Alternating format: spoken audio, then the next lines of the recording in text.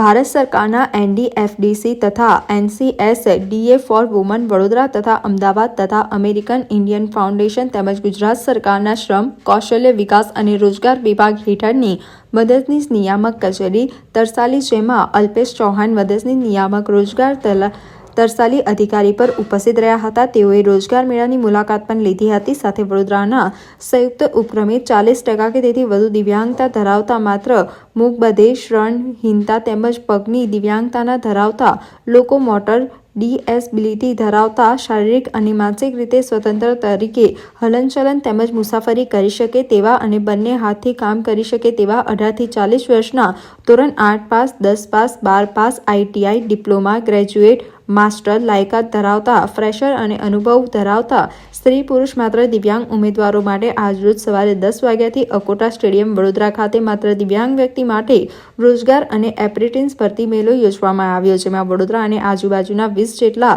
જિલ્લા તેમજ તાલુકાના ખાનગી એકમો અને સંસ્થા દ્વારા કંપની, કોન્ટ્રાક્ટર અને એપ્રેન્ટિસની રજૂઆત મુજબ ઓપરેશન, મેન્ટેનન્સ, ક્વોલિટી જેવા ટેકનિકલ રોલ માટે તેમજ admin, packer, helper, sorter, telecaller, sales, marketing operator જેવી 450 જેટલી જગ્યાઓ માટે દિવ્યાંગ ઉમેદવારોની લાયકાત અને કામ કરવાની ક્ષમતા મુજબ ઇન્ટરવ્યૂ કરીને પ્રાથમિક પસંદગી કરવામાં આવી.